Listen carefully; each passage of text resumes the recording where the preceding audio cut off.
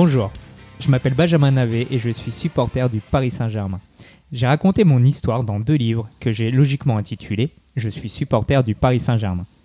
Aujourd'hui, je donne la parole à ceux qui partagent la même passion que moi. Bonjour Morgane. Salut. Morgane, pour commencer, peux-tu te présenter ? Évidemment, donc moi, Morgane, j'ai 44 ans, je travaille dans la communication et puis voilà, j'ai grandi à Paris et en région parisienne, plus précisément dans le Val-de-Marne.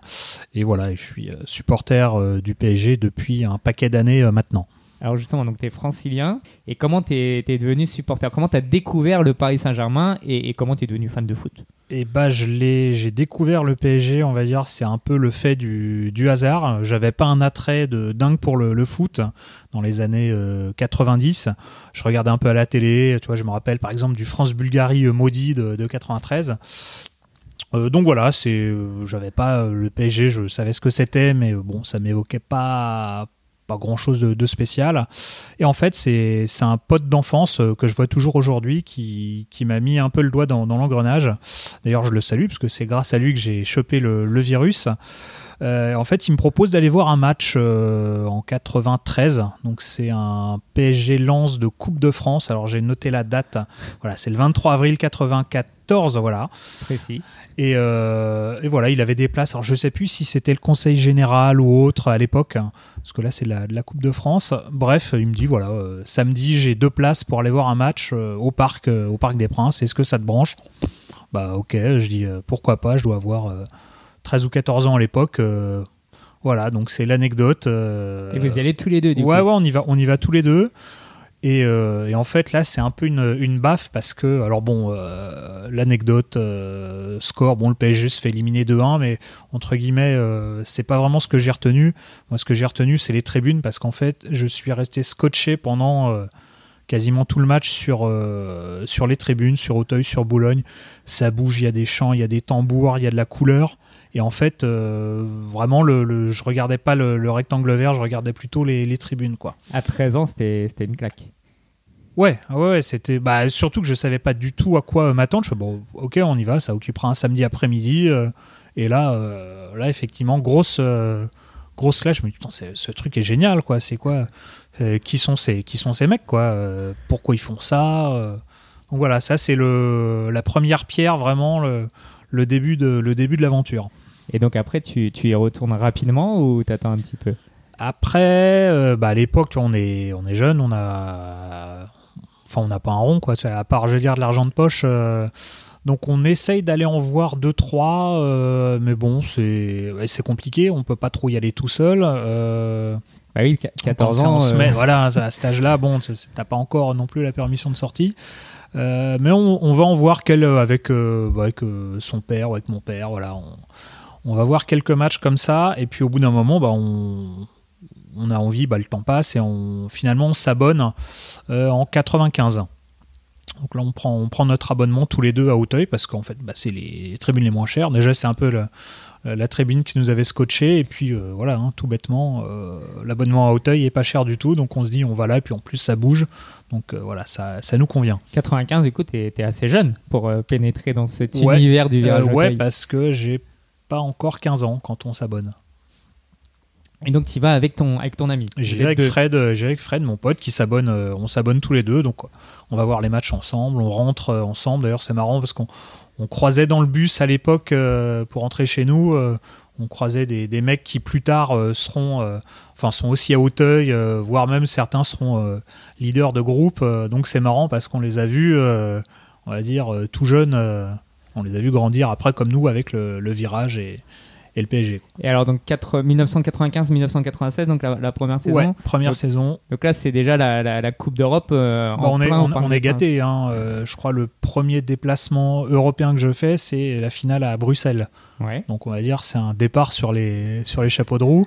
Quand tu penses qu'il y en a dans les années 2010 qui n'ont pas vu un trophée, qui n'ont rien vu, nous, première année où on s'abonne, voilà, c'est... dans les années fastes sportivement. Ouais, puis ça jouait super bien sur le terrain. Et c'est marrant parce que ces matchs-là, tous les matchs de championnat de la saison sont encore en mémoire gravés. Je me rappelle les buts, les actions, parce que c'est c'est vraiment le début, donc je pense que tu imprimes plus facilement tous ces moments-là. Et donc là, vous êtes jeune, vous avez 15 ans, vous êtes au Virage Auteuil qui commence à grandir, qui a 4 ans pour les premières associations. Qu'est-ce que vous faites? Vous restez un petit peu en retrait ou vous essayez d'aller voir ce qui se passe dans les noyaux ultra déjà présents? Bon, dans les noyaux, non, mais on est sympathisants au début. On va dire, on prend notre carte au Supra. C'est juste, on s'est placé vraiment au pif dans la tribune et il se trouve qu'on est à côté des Supra. Donc voilà, on prend la carte. On doit acheter un peu de matos, une écharpe, un t-shirt. Au début, vraiment, on regarde ça un peu de loin parce que on connaît pas du tout ce monde-là. Donc t'observes, mais sans y goûter pour le moment. Et puis quand tu es jeune, ça peut effrayer un petit peu aussi cette virilité, etc. Ou non, vous avez envie de plonger dedans? Non, mais alors le PSG à l'époque avait quand même une réputation assez sulfureuse, mais on le vivait pas du tout au stade. C'est-à-dire, on n'a jamais eu de soucis au stade ni en tribune, donc voilà, entre ce que on pouvait lire dans les journaux, écouter à la radio, et ce que nous on vivait, nous on passait des super moments, il y avait des beaux matchs, des animations, des tifos géniaux, une grosse ambiance, donc vraiment il n'y avait pas du tout de côté de flipper d'aller au parc ou d'aller voir des matchs. Ça faisait plus peur à nos parents qu'à nous. Hein. Tu les rassurais tranquillement en disant mais non, t'inquiète pas, faut pas écouter ce qu'on. Ouais, bah, et puis ils voyaient très bien qu'il n'y avait aucun souci pour nous. Quoi. Et donc ensuite, comment t'évolues au sein de la tribune? Tu restes pas forcément au Supra tout le temps? J'y reste à peu près 3 ans. Ouais. Et puis bah, en 3 ans, de toute façon, tu commences à faire des premiers déplacements, discuter avec des gens, à te renseigner un peu sur les animations, pourquoi ils font ça, comment ils le font. Et en fait, j'aimais bien ce que faisaient les Lutèce Falco, donc à Auteuil. Et du coup, un jour, je vais les voir, et puis je tchatche avec eux, et puis bah, finalement, je prends ma carte au Lutèce, je crois en 98. Hein. D'accord. Donc 3 ans après ta venue ouais, au c'est Virage. Ça. Et donc pour ceux les plus jeunes qui ne connaissent pas, donc les Supra Auteuil et les Lutèce Falco étaient les deux groupes à l'époque principaux en tout cas, des deux groupes ultra qui se partageaient le haut de la tribune Auteuil. Exactement. Tu avais les Tigris en Auteuil rouge et puis Supra et Lutèce qui se partageaient, on va dire, de manière à peu près égale ce qu'on appellera aujourd'hui Auteuil bleu, quoi. Et donc là, 1998, donc finalement tu changes d'association et tu viens au Lutèce Falco. Et comment se passent les premiers mois, les premiers matchs avec eux? Comment t'es ça se passe très bien. Et puis quand tu décides de t'investir un peu plus dans un groupe comme ça, en fait, ça se fait étape par étape, quoi. Au début, tu viens pour les permanences, enfin ce qu'on appelle les permanences tifo, c'est-à-dire tu viens faire la peinture pour préparer des domates, tu viens plier des feuilles et les mettre sur les sièges. Enfin, t'as une espèce de parcours, c'est non écrit tout ça, hein, mais une espèce de parcours d'initiation pour faire tes premières armes, tes premiers pas, montrer que ça te plaît ou pas, hein, parce qu'il y a des gens, tu les vois et puis 2 mois après, tu les revois plus parce que c'est pas leur truc, hein, c'est comme ça. Donc voilà, il y a plusieurs étapes. Tu t'intéresses, tu t'investis. Et puis moi, pour le coup, ça m'intéressait vachement. Je rencontre des gens très sympas et donc on va dire ça fit bien, quoi. Alors justement, quelle était par exemple la différence entre les deux groupes, entre les Supra et les Lutèce Falco? S'il y a quelque chose qui t'a attiré plus finalement. Chez Lutèce, il y avait un côté très Irlande, celtique, on va dire un côté un peu, je vais pas dire anglo-saxon parce que ça plaira pas à certains, mais voilà, il y avait un côté vraiment qui me plaisait là-dedans. Enfin, j'étais très bien au Supra et je me suis dit tiens, je vais aller voir à côté parce que ils ont l'air de faire des trucs très cool aussi. Et finalement, j'y suis resté un paquet d'années, quoi. Et ton pote t'a suivi, Fred? Ouais, il m'a suivi aussi, ouais. Après, il était moins présent pour les tifos, tout ça. Il était un petit peu plus au-dessus de nous du bloc, mais il était abonné pendant un moment aussi avec nous. Donc du coup, tu es allé faire les perms pour préparer les tifos, ou c'était un peu compliqué avec les cours, l'école? Non, c'est cool quand t'es au collège, au collège, lycée. Après, moi, j'étais à la fac. Honnêtement, ça va. Ça te laisse du temps. Évidemment, aujourd'hui, c'est des trucs que je pourrais plus faire, mais on va dire que non, c'était hyper facile de faire coïncider le calendrier des cours, etc., avec les perms et autres. Tu te rappelles d'un d'une grosse animation. Alors, on dit tifo, mais je crois que le vrai terme, finalement, c'est animation. Une grosse animation que... Un gros débat que tu lances, là. Non, on n'est pas obligé. Est-ce qu'on dit tifo, mais là, il va falloir une émission supplémentaire. Les puristes diront que ce n'est pas là exactement le mot tifo qu'il faut. Mais alors, tu te souviens d'un gros tifo, d'une grosse animation sur laquelle tu as participé beaucoup et tu étais fier du coup de rendu les 10 ans des Lutèces, donc c'est en 2001, avec... on monte des filets, enfin il y a des scènes qui sont tracées sur des draps, qui sont cousus sur des filets. Les filets on les monte depuis le toit du parc, parce que les gens ne le savent peut-être pas, mais dans la coursive tout en haut du parc il y a des poulies, etc. Donc il y a des mecs de chez nous qui avaient accès en haut pour installer des ficelles pour tirer les filets, pour les faire monter devant la tribune. Enfin, on n'imagine même pas ce que ça représente comme boulot, et surtout c'est fait à la mano, quoi. C'est des gens qui viennent, qui découpent, qui peignent.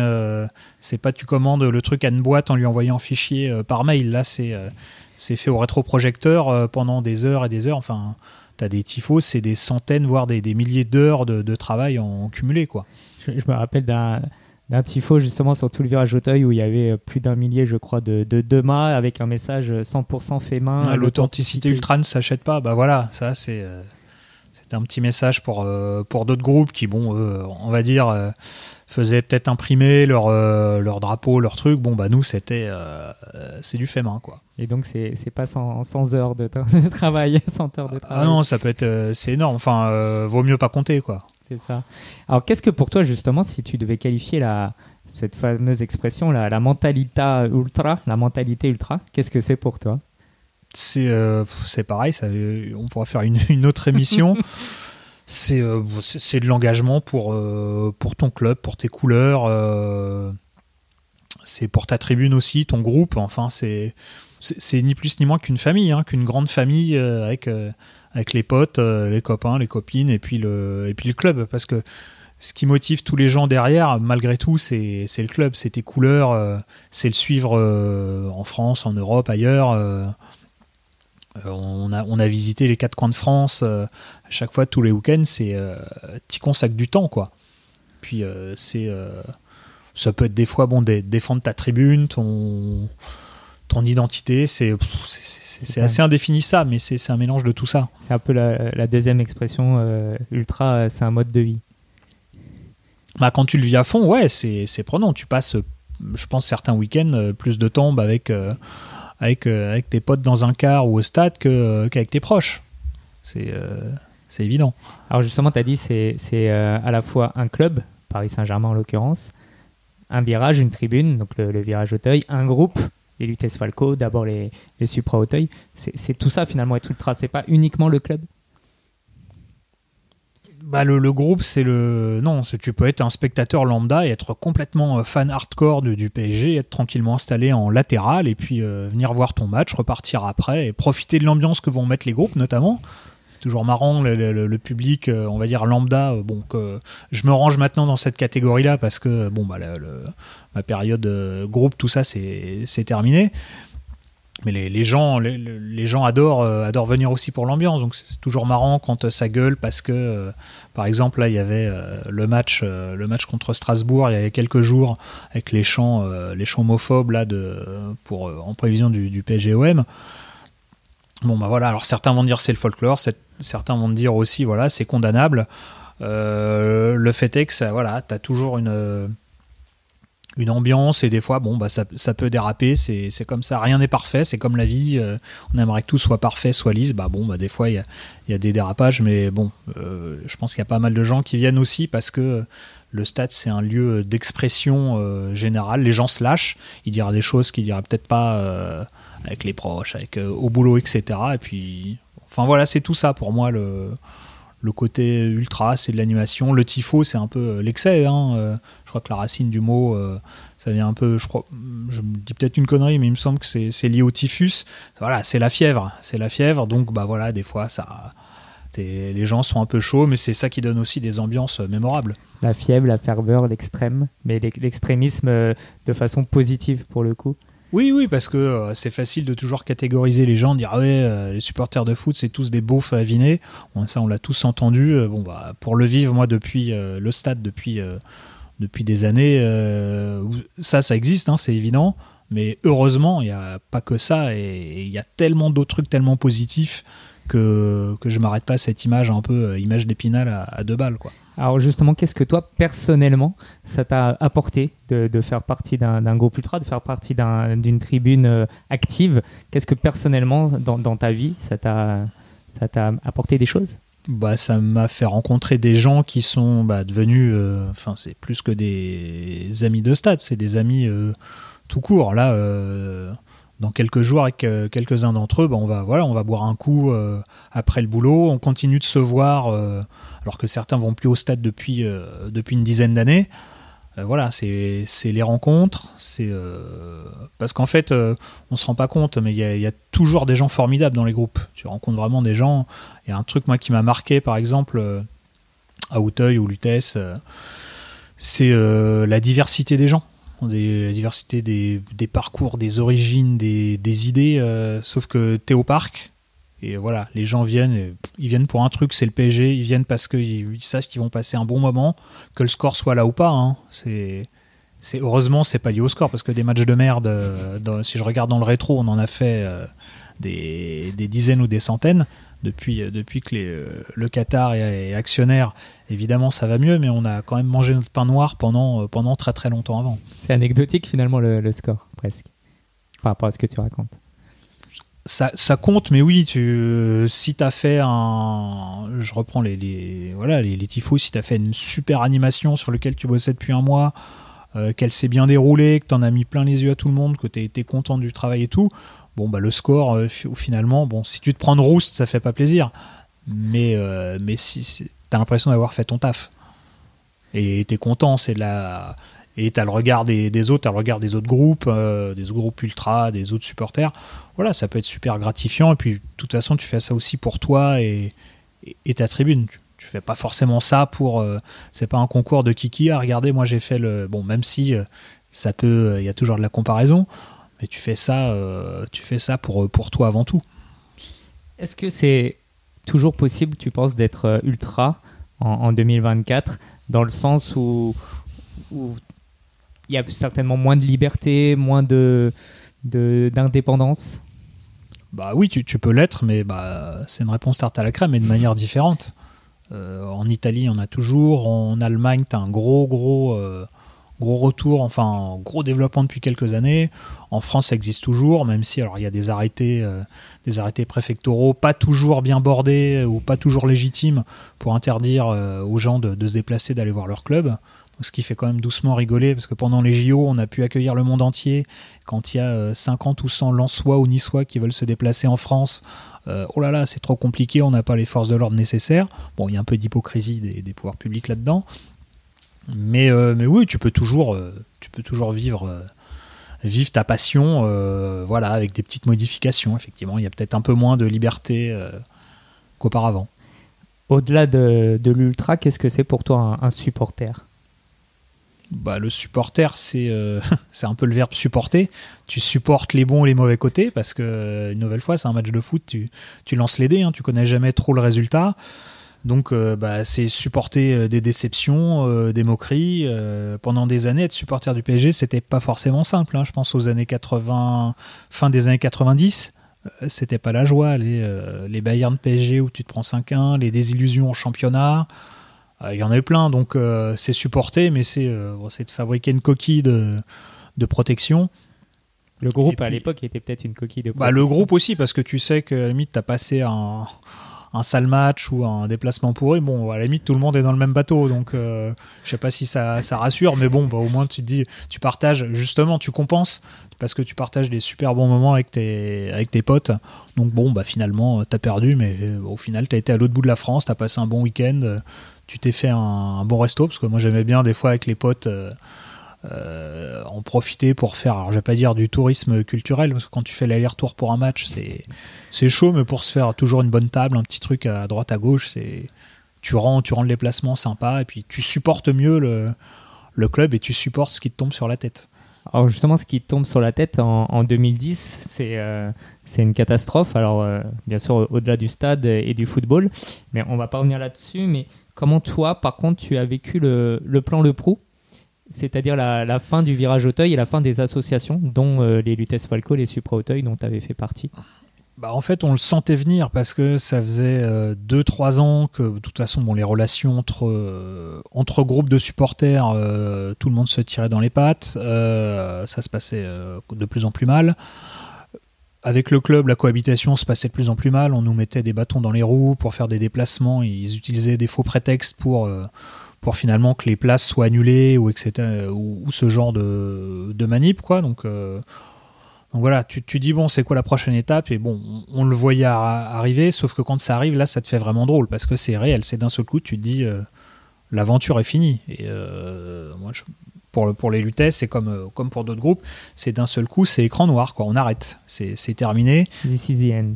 Voilà, c'est la banderole qu'on avait sortie à l'époque pour le dernier match au parc officiel des Lutèce.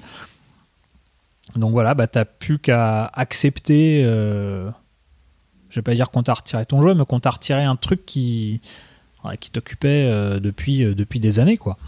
Et qu'est-ce que tu fais du coup à l'été 2010, toi? Quelle décision tu prends? Il y a toujours un peu de contestation, etc. Mais bon, en gros, c'est pisser dans un violon, quoi. Ça sert à rien. Les gens sont encore mobilisés, mais ça s'étiole de plus en plus. Moi, pendant 1 an ou 2, je sais plus, c'est un peu flou toute cette période. De toute façon, tu regardes les matchs à la télé avec les copains et les copines dans des bars, des trucs comme ça. Tu fais plus de déplacements. Enfin, t'es un peu groggy quand même parce que t'avais ton rythme, tes habitudes, etc. Et là, c'est terminé. Et j'ai plein de potes qui n'ont jamais remis les pieds au stade depuis parce que c'est une fracture, une déchirure et ils y retourneront pas, ou enfin certains ont dit ça, il y en a quand même depuis 1 an ou 2, quoi, qui ont remis un pied juste comme ça pour voir. Mais et toi tu reviens quand du coup au parc? Moi je reviens, je crois, il y a 1 an à peu près de blackout, et je crois que je dois revenir au bout d'1 an ou 2, donc vers 2012 à peu près. Ouais, c'est ça. Ouais. Et du coup, là, par contre, tu viens on l'appelle encore l'aléatoire à l'époque? Je sais plus. Je crois de toute façon, on a toujours été depuis en quart de virage. Ouais. Et on va dire, entre guillemets, on est devenus des supporters lambda, quoi. On vient, on n'est plus dans les groupes, on n'est plus affilié à quoi que ce soit. Et donc, depuis 2010, tu n'as jamais remis les pieds au virage Auteuil pour un match? J'y ai remis les pieds une fois, il n'y a pas très longtemps, parce qu'il y avait un match de l'équipe de France. Il se trouve, c'était en France-Irlande, je crois, et je m'étais dit, tiens, allez, on va aller voir le match parce que les places n'étaient pas chères. Et il se trouve, alors c'est le hasard énorme, on prend des places à Auteuil parce que c'est ce qui restait, et on se retrouve dans le bloc Lutèce. D'accord. Et donc vraiment, c'était hallucinant, surtout que j'étais avec un autre pote qui lui n'avait pas mis les pieds au parc aussi depuis très longtemps. Un mec des Lutèce aussi, et on se retrouve vraiment, mais quasiment les places où on était assis ou plutôt debout pendant des années. Donc ça faisait vraiment un petit pincement au cœur de se dire, tiens, on est là, on y était il y a 10-15 ans dans des circonstances complètement différentes. Surtout pour un France-Irlande en plus. En plus, c'est pour ça que ça nous bottait de retourner au parc, de pouvoir boire un coup avant, puis d'avoir une super ambiance. Et du coup, pour un match du Paris Saint-Germain, tu n'y es plus jamais retourné à Auteuil? Non, je ne l'ai jamais refait.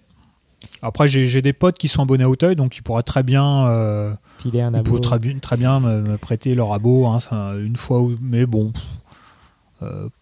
pourquoi pas, on verra. Pourquoi pas, mais vous n'êtes pas très loin, du coup, tu disais en quart de virage. Et donc non, on est en quart de virage, collé à Auteuil, donc on est, de toute façon, on va dire, on bénéficie de l'ambiance que les mecs mettent aujourd'hui, etc. Donc bon, il n'y a pas de frustration particulière. Vous êtes debout ou assis?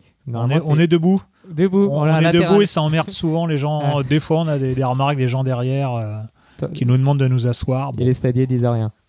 Non, ouais, c'est parce que vous êtes collé à Auteuil. Vous avez le droit. Voilà. Tu l'as dit également, tu as fait beaucoup de déplacements. C'est une composante essentielle de la mentalité ultra. Tu sais combien t'en as fait en tout?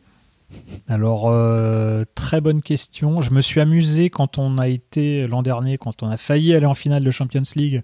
Je m'étais amusé à les compter. Alors, en déplacement européen, donc vraiment que Coupe d'Europe, c'est une 30aine.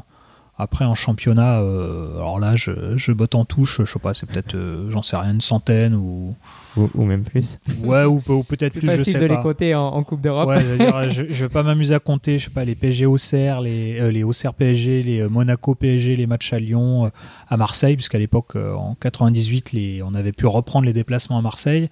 Donc, j'en ai fait quelques-uns, à Sochaux, à Brest, voilà.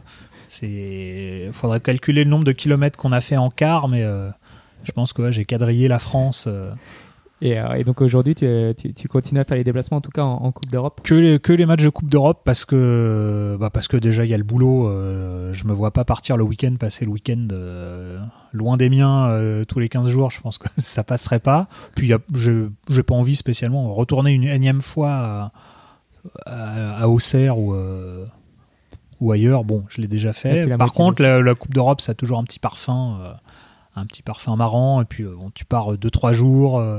T'en profites pas que pour voir le match, quitte à partir avec des potes. Voilà, on part toujours avec une petite bande de potes pour faire du tourisme et supporter le PSG. C'est exactement. Les deux. Ce que tu disais tout à l'heure, les groupes ultras n'ont pas forcément tout le temps de faire de la vie. C'est pas la même approche.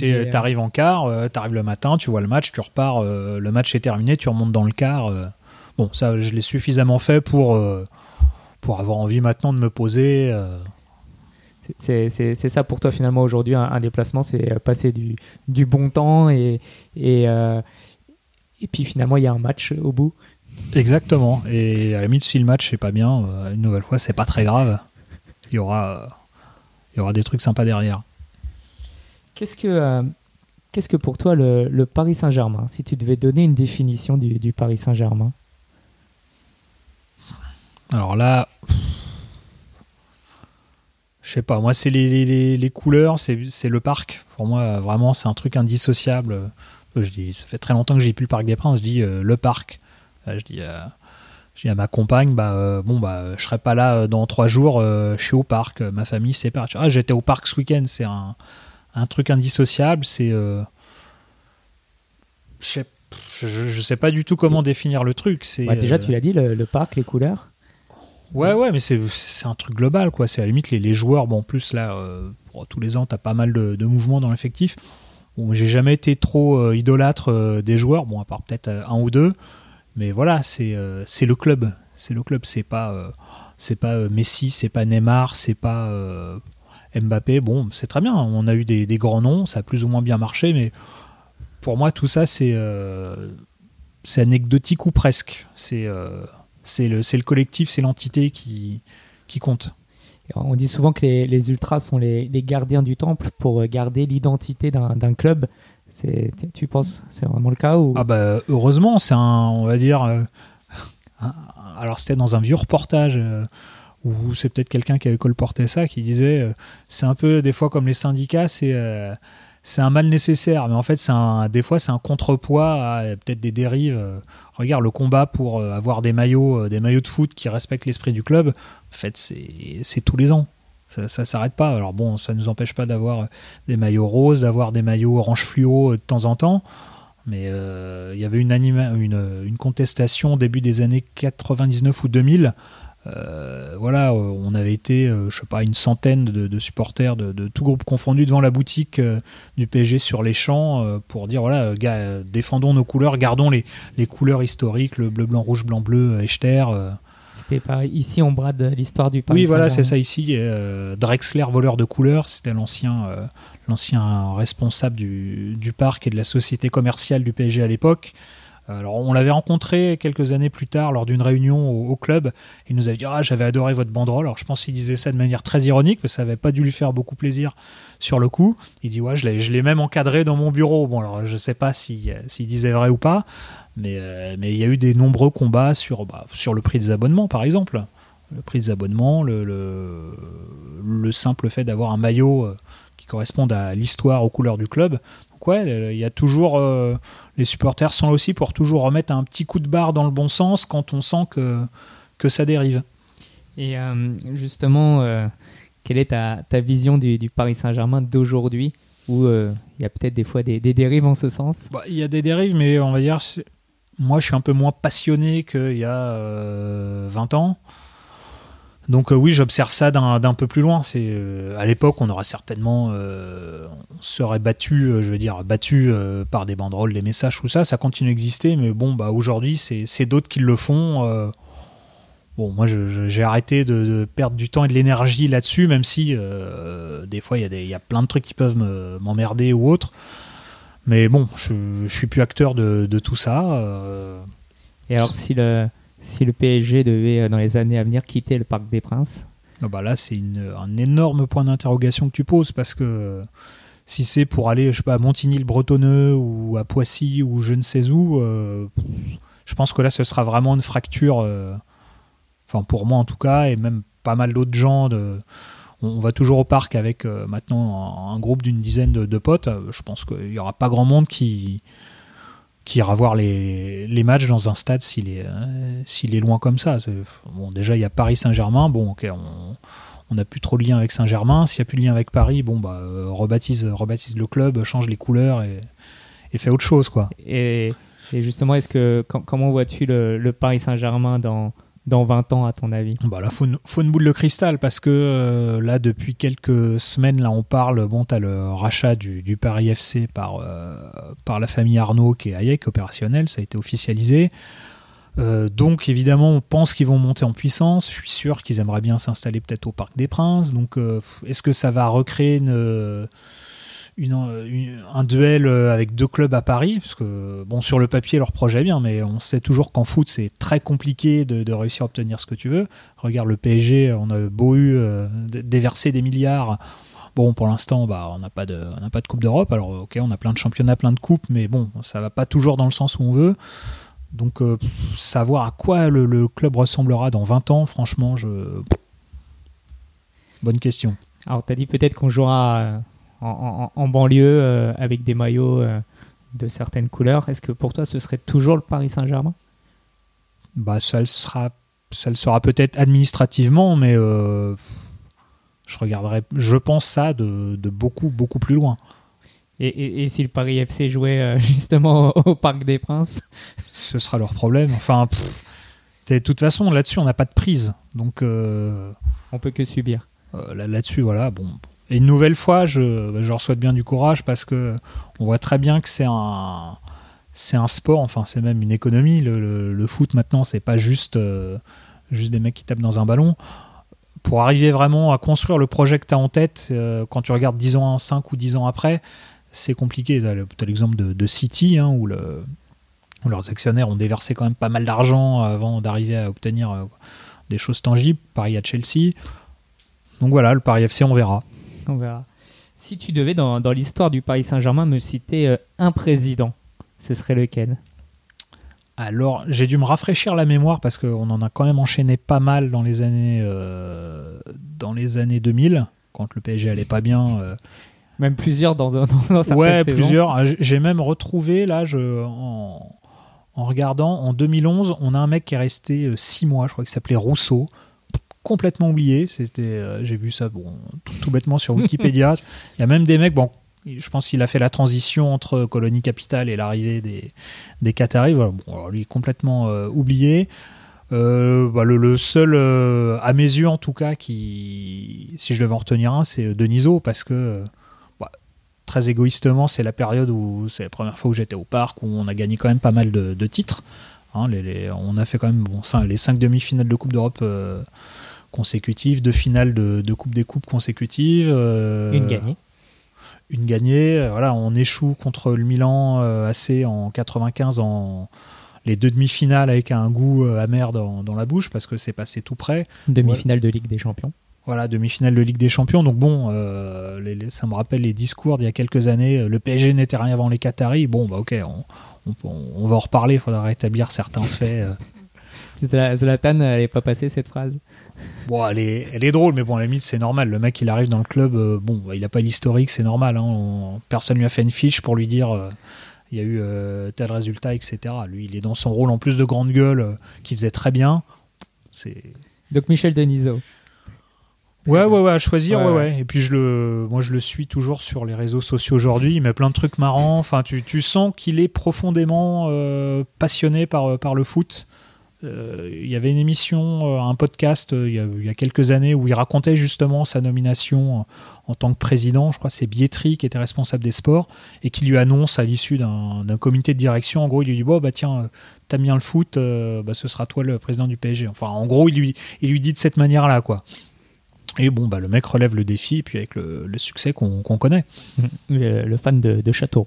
Exactement. De la Berrichonne. Et si tu devais me citer un entraîneur du Paris Saint-Germain.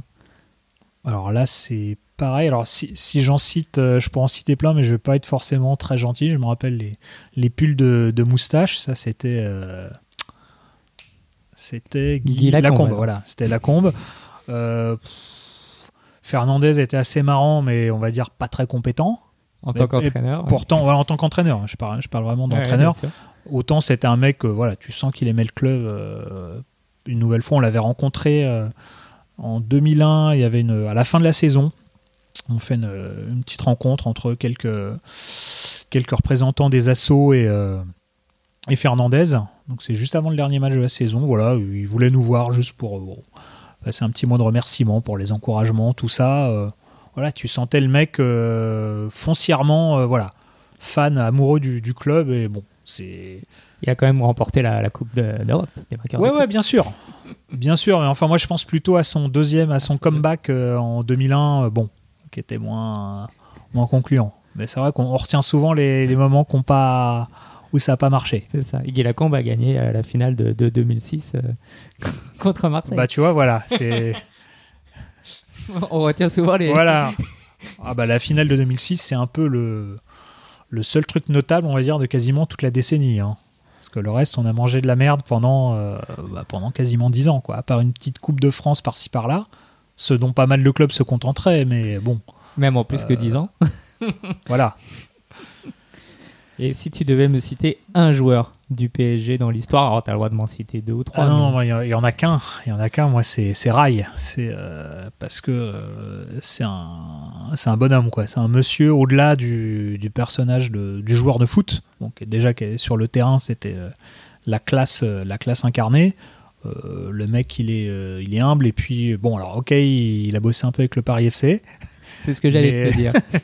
Mais le mec, il est issu d'une famille avec son frère Socrates qui a une histoire politique incroyable, une famille de plus ou moins notables, de médecins, tout ça. D'ailleurs, lui, c'était son surnom, le docteur Socrates, voilà, qui avait lancé la démocratie corinthienne dans son club, qui disait le plus important, c'est de gagner dans le respect en gros, de la liberté, de la démocratie. Voilà, le mec, c'était bien au-delà du foot. Alors son frère Rai, il a lancé une asso, je crois que c'est avec Leonardo Goldoletra, il y a quelques années aussi, des trucs pour l'éducation.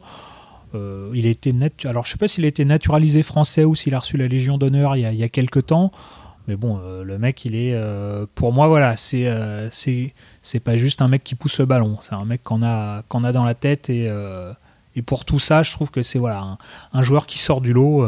Comme on a eu des cracks, je sais pas, du Ronaldinho, des super joueurs, hein. Footballistiquement, c'était génial, mais lui, il est vraiment dans mon classement, il est au-dessus des autres. Un souvenir sur le terrain de Rai, comme ça, qui te vient spontanément. C'est quoi, l'aile de pigeon contre Lens, Mm-hmm. ça, et puis les 3 buts contre le Steaua.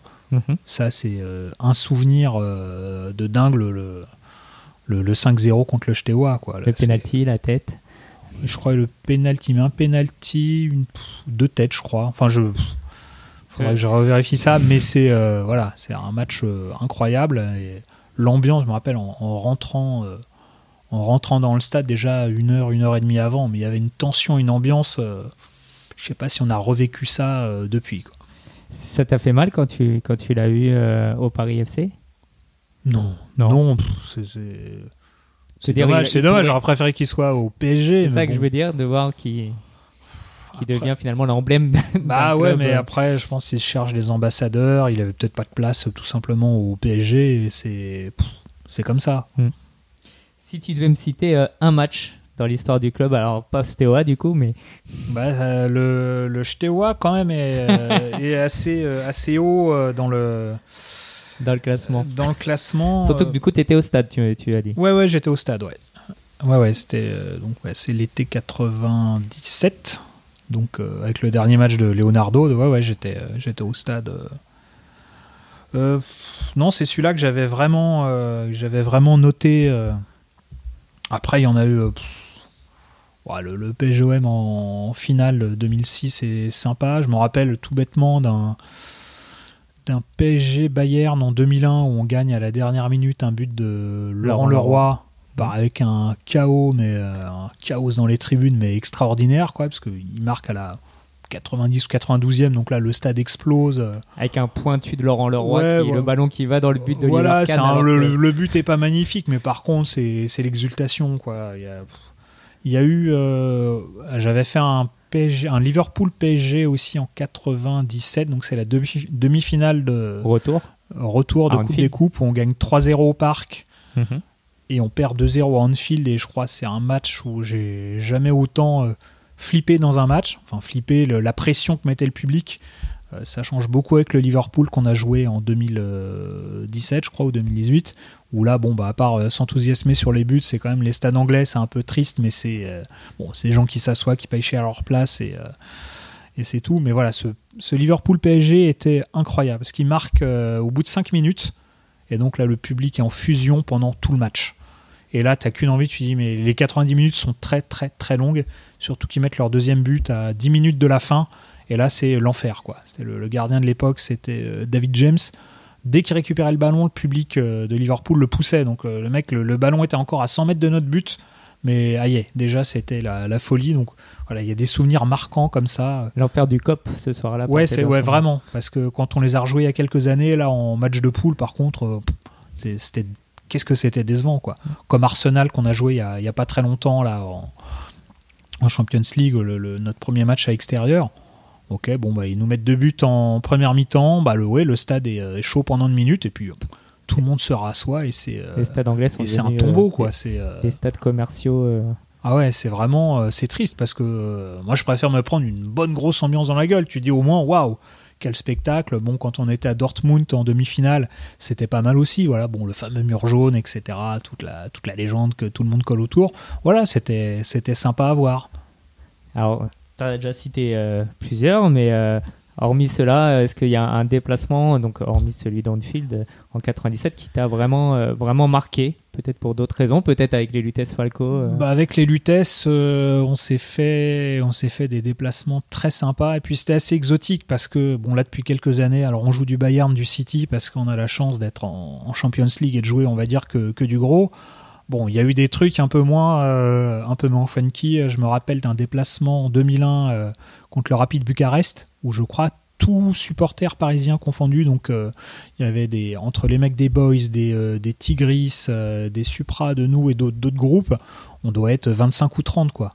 On est encadré dans la tribune par un cordon de policiers locaux. Je veux dire, on n'est pas dans une tribune à l'écart, on a vraiment il y a des Roumains qui sont à 4 mètres de nous, quoi. Donc les mecs veulent échanger des écharpes et tout. Petite anecdote marrante, même les flics voulaient échanger. Il y en a, ils échangeaient leur béret contre une écharpe. Il y en a, ils voulaient échanger sa matraque véridique. Donc voilà, t'as des trucs hyper marrants, et c'est en plus le match où il y a une coupure de courant pendant la prolongation, et donc en fait le match est arrêté là, on le gagne sur tapis vert. Donc là, ils nous rapatrient illico presto à l'aéroport. Voilà, c'était un moment marquant. Il y a eu le Moscou PSG en 2004 aussi, en match de Champions League. Voilà, tu pars à Moscou, déjà faut aller au consulat pour obtenir ton visa, tout ça, et pareil, on devait être 20 ou 30 Parisiens max, alors que tu regardes aujourd'hui, le moins de déplacements, c'est les places se vendent en 2 minutes, c'est la galère.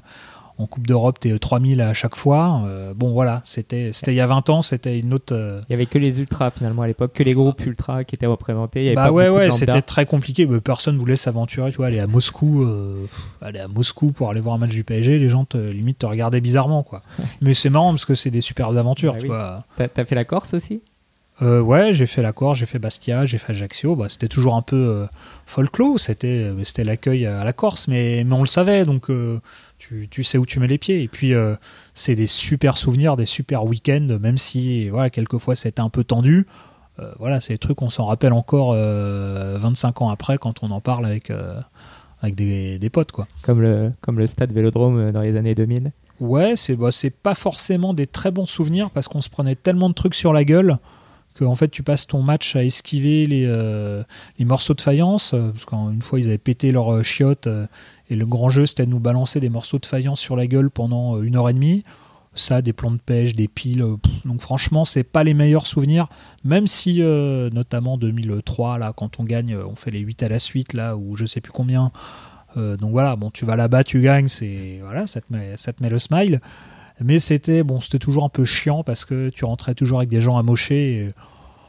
Mais il fallait être présent. Voilà, ouais, fallait être présent. Mais bon, si c'est pour te faire arracher la moitié de la joue ou repartir avec en saignant partout, franchement, c'est pas. T'as déjà toi été blessé Non. Mais des mecs juste à côté de moi, voilà, finissaient à l'hosto. Et pas forcément que dans le stade d'ailleurs. Non, mais c'était, pour le coup, à Marseille, c'était vraiment, en fait, t'es dans la tribune, donc les mecs jouent au tir au pigeon pendant 90 minutes, quoi. C'est ça. Est-ce que t'as déjà été à Istanbul ? Ouais, j'y étais en 2001. Alors c'est pareil, là, je crois on est 50, et juste devant nous, il y a Francis Borrelli, qui est, en plus, on lui file une écharpe Lutèce, parce qu'évidemment on le reconnaît, donc on lui donne une écharpe Lutèce, et il est assis juste devant nous, et tu dis... On est pareil, on est une cinquantaine et lui, il n'est pas avec les VIP, il n'est pas en loge. Je pense qu'il aurait très bien pu aller avec les officiels du club. Il est en tribune avec nous. Donc tu dis, putain, c'est le mec, il a le club chevillé au corps, quoi. Donc 10 ans après la fin de sa présidence du PSG, finalement. Ouais, c'est ça. Et le mec, tu dis, voilà, faut qu'il aime le club pour se dire, tiens, en semaine, je vais aller voir un match à Istanbul. C'est que vraiment, voilà, c'était un vrai... Et là aussi, l'ambiance dans le stade. Ouais, c'était assez marrant, ouais. Ouais, c'était chaud, mais il n'y avait pas de risque, physique ou autre. Malgré les antagonismes un peu entre les deux clubs. À l'époque, le match aller se joue à Istanbul et c'est au match retour que ça part en vrille au parc. Donc en fait, il n'y a pas encore de problème, puisque là, c'est au match aller. Quand on les a rejoués, je crois, 2018 ou 2019. Bon, je ne sais pas si j'y aurais été, puis... mais il y avait déjà eu un Istanbul même qui s'était passé quelques... Ah oui, exact, en 96, exactement. Ouais, t'as raison. En 96, aussi, au parc, ça avait un peu vrillé. Avec des jets de sièges sur la exactement. Le 4-0, on gagne 4-0 au parc, effectivement, mais bon... C'était 5 ans avant, donc il y avait eu... Mais, et ce déplacement à Istanbul, on doit être 7-8 Lutèce, on passe 2-3 jours sur place, mais c'était extraordinaire, quoi. Parce qu'évidemment, on a fait les touristes. Tu vois, Istanbul, c'est dommage de ne pas te balader. Entre l'Europe et l'Asie, il y a tellement de trucs à voir. Et puis, les flics nous escortent après, nous font sortir du stade pour nous ramener en centre-ville. Parce qu'ils disent non, vous sortez pas du stade, vous prenez pas le métro, parce que bon, on sait jamais. Et donc on est 3 à 4 à monter par voiture de police pour nous ramener en centre-ville. Et j'ai un pote qui raconte, c'est... Alex, le capot historique des Lutèce, voilà, le mec, à un moment, pour rigoler, le flic ouvre sa boîte à gants et sort son flingue et commence à jouer avec dans la voiture. Donc, évidemment, il ne s'est rien passé, c'était juste pour impressionner les gens ou quoi, mais voilà, tu as des anecdotes comme ça, plus ou moins drôles. C'est pas la roulette russe, non, c'était pas la roulette turque, mais voilà, donc tu as des trucs improbables comme ça qui t'arrivent. Alex dit violence. Exactement. Est-ce que tu aurais un mot de la fin ? Alors, est-ce que pour les Lutèce Falco, pour Fred, pour quelqu'un d'autre ? Non, mais pour tous, c'est continuer à kiffer, aller voir les matchs au parc, à passer des bons moments. Vraiment, moi, vraiment, c'est le truc que je retiens, c'est tous les gens que j'ai retenus. Franchement, il y en a encore énormément que je vois aujourd'hui. Et, la découverte des villes...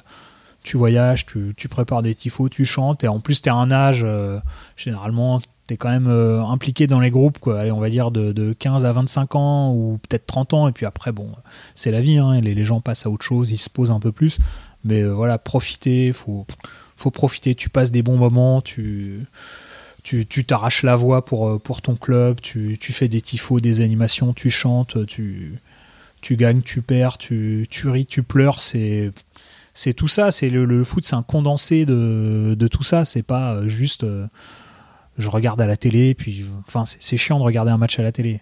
Moi, j'ai besoin d'aller au stade, en fait. Le foot, c'est la vie, en fait. Bah, c'est ça, c'est tout ça à la fois. Merci Morgane. Je t'en prie. Vous venez d'écouter Je suis supporter du Paris Saint-Germain, le podcast. Je vous donne rendez-vous la semaine prochaine pour partir à la rencontre d'un nouveau supporter.